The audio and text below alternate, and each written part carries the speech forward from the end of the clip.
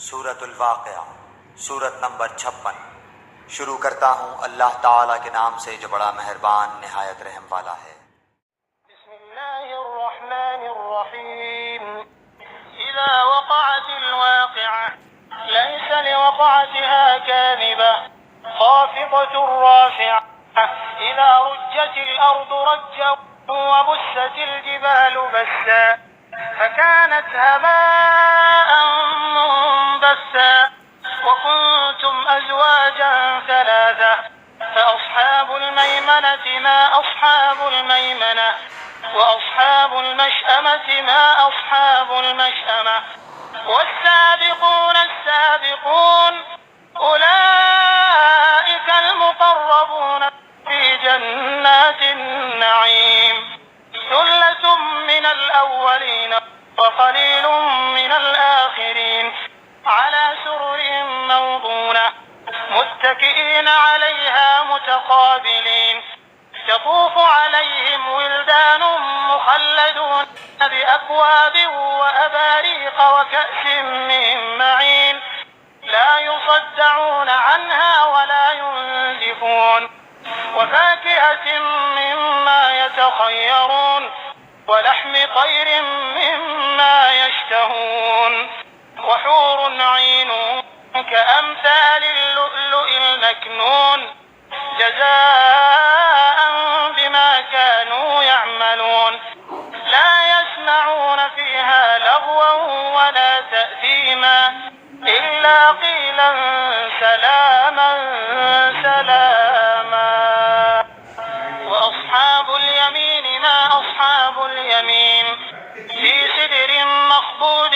وطلح منضود وظل ممدود وماء مسكوب وفاكهة كثيرة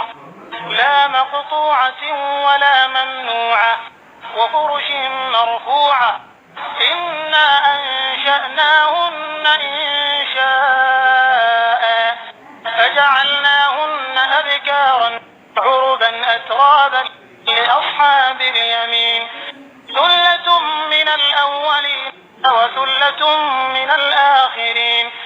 وأصحاب الشمال ما أصحاب الشمال في سموم وحميم وظل من يحموم لا بارد ولا كريم إنهم كانوا قبل ذلك مترفين وكانوا يصرون على الحنث العظيم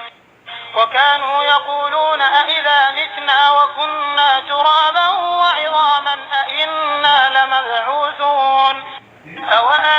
أوآباؤنا الأولون قل إن الأولين والآخرين لمجموعون إلى ميقات يوم معلوم ثم إنكم أيها الضالون المكذبون لآكلون من شجر من زقوم فمالئون منها البطون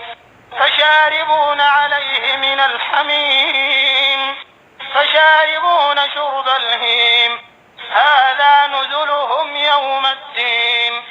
نحن خلقناكم فلولا تصدقون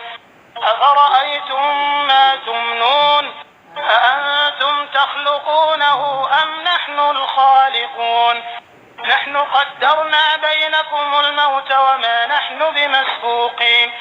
على أن نبدل أمثالكم وننشئكم فيما لا تعلمون ولقد علمتم النشأة الأولى فلولا تذكرون أفرأيتم ما تحرثون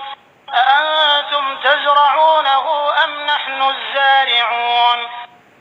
لو نشاء لجعلناه حطاما فظلتم تفكهون إنا لمغرمون بل نحن محرومون أفرأيتم الماء الذي تشربون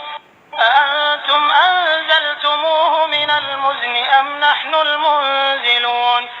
لو نشاء جعلناه أجاجا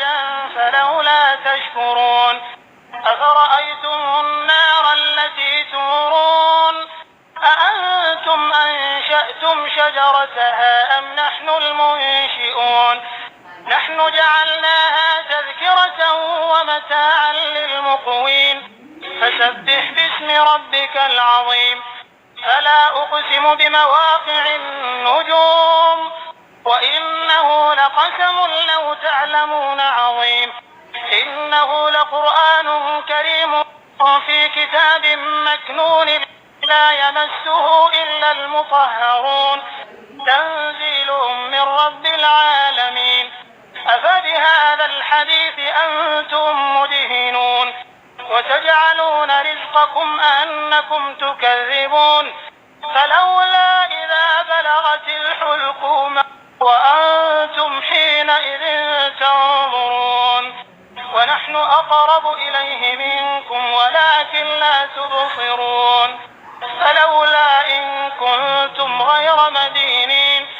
ترجعونها إن كنتم صادقين فأما إن كان من المقربين فروح وريحان وجنة نعيم وأما إن كان من أصحاب اليمين فسلام لك من أصحاب اليمين وأما إن كان من المكذبين الضالين فنزل من حميم وتصلية جحيم إن هذا لهو حق اليقين فسبح باسم ربك العظيم